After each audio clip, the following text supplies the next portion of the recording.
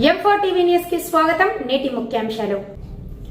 M4 TV news ప్రేక్షకులకు నిజాయితీగా, నిర్భయంగా ఎప్పటికప్పుడు తాజా కబుర్లు, భక్తి గీతాలు m4tvnews.com వెబ్సైట్ యాప్లో ప్రత్యేక ప్రసారం చేస్తుంది. వార్తలు, ప్రకటనల కోసం సంప్రదించవలసిన సెల్ ఫోన్ నెంబర్లు 9666665026 9014163335.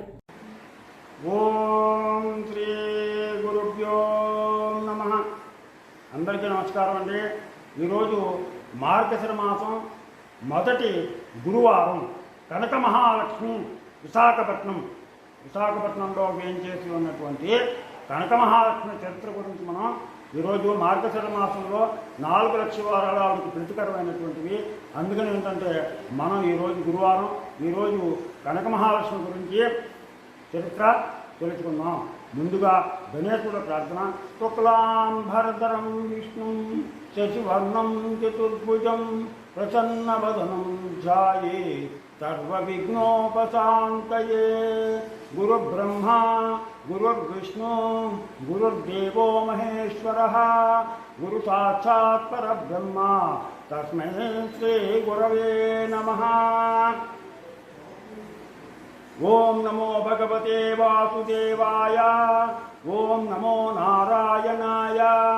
ఓం నమో విష్ణవే నమః. ఓం నమః శివాయ. ఓం నమః శివాయ. ఓం ఐం హ్రీం శ్రీం శ్రీ మాత్రే నమః. ఓం ఐం హ్రీం శ్రీం శ్రీ మాత్రే నమః.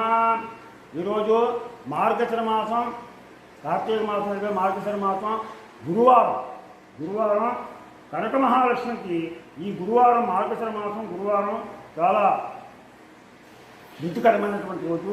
అందుకని ఈ సిరుల తల్లి, ఈ కనక మహాలక్ష్మి అంటేనే సిరులు ప్రసాదించేటువంటి తల్లి ఈవిడ విశాఖపట్నంలో వేంచేసి ఉంది. మనకి 2 రాష్ట్రాల్లో కలిసినప్పుడు 2 రాష్ట్రాలకి, తెలంగాణ, ఆంధ్రాకి కూడా ఆరాధ్య దైవంగా ఈవిడ విరాజిల్లుతోంది. ఈవిడ కనక మహాలక్ష్మి. ఈవిడ ఉత్తరాంధ్ర ప్రజలందరూ కూడా ఈవిడ్ని ఎక్కువగా దర్శిస్తూ ఉంటారు. విశాఖపట్నంలో ఈవిడ జగదాంబ జంక్షన్ దగ్గరికి వెళ్తే అక్కడికి దగ్గరలో మనకి బురుజుపేట అనేటువంటి ప్రాంతంలో ఈవిడ వెలిసింది. కోరిన కోరికలు తీర్చేటువంటి చక్కటి స్వచ్ఛమైనటువంటి తల్లి.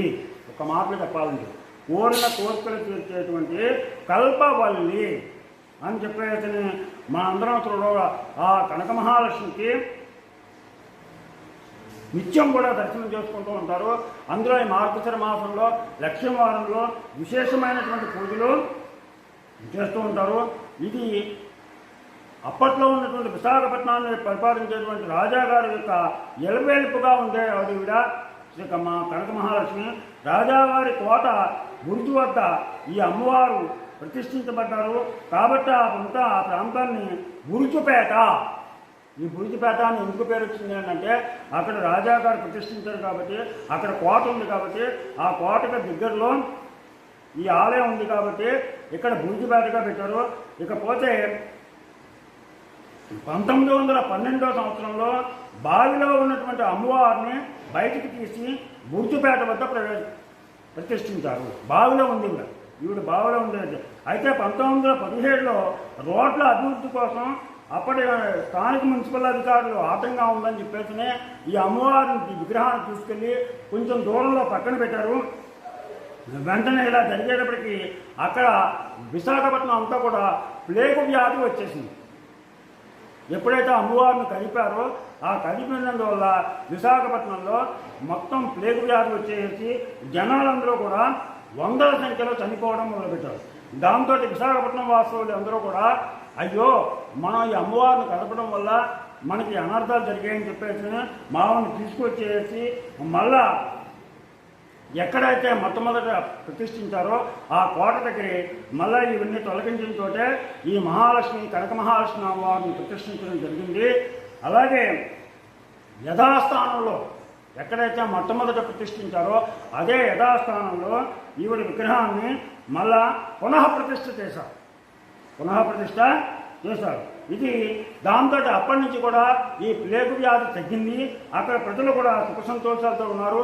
అందుకని విశాఖపట్నంలో ఉన్నటువంటి వాస్తవ్యులు ఉత్తరాంధ్ర ప్రజలందరూ కూడా ఈ అమ్మవారిని కోరిన కోరికలను నెరవేర్చే కల్పవల్లిగా, అందుకని ఆ రోజు నుంచి ఆవిడని కొలవటం మొదలుపెట్టారు.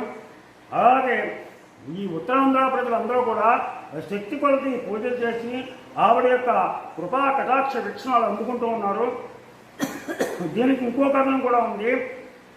ఏంటంటే కలియుగం ప్రారంభంలో ఒక బ్రాహ్మణుడు, సద్బ్రాహ్మణుడు మోక్షం కోసం పరమశివునిలో ఐక్యం కావడం కోసం కాశీ ప్రయాణం అయ్యి వెళ్తుంటే ఈ మార్గ మధ్యంలో విశాఖపట్నంలో బురుచుపేట దగ్గర ఆగాడు. అక్కడ ఆగి పూజాధికారులు పూర్తి చేసుకుని అక్కడే ఉన్నటువంటి నూతిలో స్నానం చేస్తుండగా అమ్మవారి యొక్క మాటలు వినపడ్డాయి. ఏంటంటే కలియుగాన భక్తుల కోరిన కోరికలు తీర్చుటకు నేను వెలిశాను, నన్ను ప్రతిష్ఠ చేయమని చెప్పేటని మాటలు ఈయనకి వినపడే. అందులకు బ్రాహ్మడు ఏమన్నానంటే, నేను కాశీ పోవటకు సమయం సరిపోవట్లేదు, అందుకని నేను నిన్ను ప్రతిష్ఠించట్లేదని చెప్పేటని ఆయన చెప్పారు. దాంతో అమ్మవారికి కోపచిత్రాలై తన వామహస్తంతో గల ఆయుధంతో ఆ బ్రాహ్మణుని చంపడానికి ప్రయత్నించగా ఆ బ్రాహ్మణుడు పరమశివుని ప్రార్థించాడు. పరమశివుని ప్రార్థించి ఆయన ఆ పరమశివుని ప్రార్థించి శరణు కోరాడు. ఆ పరమశివుని ఎప్పుడైతే శరణు కోరాడో అప్పుడు పరమశివుడు ఉగ్రస్వరూపురాలైనటువంటి కనక మహాలక్ష్మిని శాంతింపజేసేందుకై అమ్మవారి యొక్క వామహస్తాన్ని మోచేతి దాకా ఖండించేశాడు. ఆవిడ యొక్క రౌద్రాన్ని తగ్గించడం కోసం పరమశివుడు ఏం చేశాడంటే ఆవిడ యొక్క వామహస్తాన్ని కించపరిచాడు. అందుకనే చెయ్యి ఉండదు, ఆవిడ యొక్క చెయ్యి ఉండదు, ఇత్తది, అందుకని ఖండించారు. ఇక్కడ స్థల పురాణానికి ఇతర అమ్మవారి ఆలయానికి ఇతర ఆలయం వలె ఇక్కడ గోపురం మాత్రం ఉండదు. ఇక్కడ గోపురం కడదామని చెప్పేసి చాలా ప్రయత్నం చేశారు. అయితే ఏంటంటే ఎప్పుడు ప్రయత్నం చేసినా గోపురం కడదామని ఏదో ఒక ఆటంకం వచ్చి ఆగిపోతుంది. దాంతో అమ్మవారికి గోపురం కట్టడం ఇష్టం లేదు, అందుకని గోపురం కట్టద్దు అని చెప్పేసి గోపురాన్ని మానేశారు. ఇక్కడ భక్తుల స్వయంగా అమ్మవారికి ఎవరికి వాళ్ళే స్వయంగా అభిషేకం చేస్తుంటారు.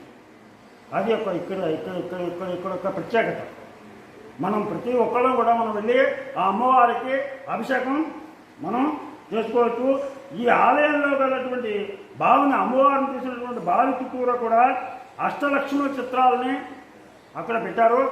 ఆ బావిని, ఆ తర్వాత అష్టలక్ష్ముల్ని మనం దర్శించుకోవచ్చు.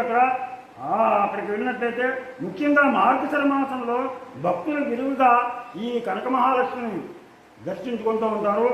ఈ లక్ష్మీవారం ఎంతో ప్రీతికరమైన వారికి ఆవిడ్ని దర్శించుకుని మొక్కులు తీర్చుకుంటూ ఉంటారు. అలాగే మార్గశిర మాసంలో వచ్చేటువంటి ప్రతి లక్ష్మీవారం, గురువారం అమ్మవారిని విశేషమైనటువంటి పూజలు నిర్వహిస్తూ ఉంటారు. ఈ రోజుల్లో భక్తులు వేలాదిగా వస్తూ ఉంటారు, చాలా రష్గా ఉంటుంది.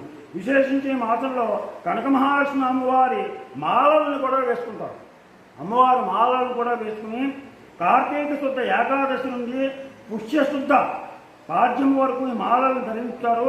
ఈ కనక మహాలక్ష్మి అమ్మవారి యొక్క కృపకు ఆ మాల వేసుకుని పాత్రలు అవుతూ ఉంటారు. భక్తులు ఈ దీక్షలు చేస్తూ ఉంటారు. అమ్మవారి మాలను ధరించేటువంటి వాళ్ళు ఆకుపచ్చని వస్త్రాలు ధరిస్తారు. దీక్షా వస్త్రాలు ఏంటంటే ఆకుపచ్చని వస్త్రాలను ధరిస్తారు. ఇది అమ్మవారి యొక్క స్థల పురాణం. ఈ అమ్మవారి యొక్క స్తోత్రం ఒకసారి చదువుతాను, మనందరం కూడా విందాం. నమస్తే తు మహామాతే శ్రీచక్రే సింహాసనస్తే శ్రీ కనక మహాలక్ష్మి కుముదపాణి నమస్తే. నమస్తే దివ్యాభరణే సువర్ణ కిరీటధారే శ్రీ కనక మహాలక్ష్మి ఇందుహాసిని నమస్తే. నమస్తే నీరకూపినే నీరాభిషేక ప్రియనే శ్రీ కనక మహాలక్ష్మి నారాయణి నమస్తే. నమస్తే నిమీలిత పద్మపత్రాయతాక్షి శ్రీ కనక మహాలక్ష్మి జ్ఞానముద్రనే నమస్తే. నమస్తే వాసుదేవ భగనీ నిత్యయవని శ్రీ కనక మహాలక్ష్మి కంతరిపునే నమస్తే. నమస్తే పాండుపుత్రాని अज्ञातवासतर्णे श्रीकनकमहालक्ष्मी वैशाखेश्वरी नमस्ते नमस्तेस्तु कुलोत्तुङ्गचोळवंशनिवर्तिने श्रीकनकमहालक्ष्मी निर्गोपुरस्ते नमस्ते नमस्ते ज्ञानरूपिणे ज्ञानध्यानप्रदायिनी श्रीकनकमहालक्ष्मी ज्ञानसिद्धिने नमस्ते नमस्ते योगरूपिणे योगभोगस्वरूपिणे श्रीकनकमहालक्ष्मी योगकारिणे नमस्ते नमस्ते नीरस्वरूपिणे क्षीरदयाम्बुसीकरे श्रीकनकमहालक्ष्मी निरतान्नदा नमस्ते नमस्ते पद्मासनस्ते मन्त्रयन्त्रात्मिके श्रीकनकमहालक्ष्मी पंचभूतात्मिका नमो नमस्ते पंचभूतिने पंचभूतानि सेविते श्रीकनकमहालक्ष्मी कमलात्मिका नमस्ते नमस्ते सर्वसंक्षोभ दिग्भंगाधिकारिणे श्रीकनकमहालक्ष्मी भगलामुखी नमस्ते नमस्ते षोडशकले राकाचन्द्रनिवारणे श्रीकनकमहालक्ष्मी षोडशी देवी नमस्ते नमस्तेस्तु घण्टापदे तारानायकरूपिणे श्रीकनकमहालक्ष्मी भक्तपालिनी नमस्ते नमस्तेस्तु नारायणी गुरुवासर प्रीतिने गुरुवासर అంటే గురువారం అంటే ప్రీతి అందుకని గురువాసర ప్రీతినే శ్రీకనకమహాలక్ష్మి నారాయణాత్మకే నమోస్తుతే.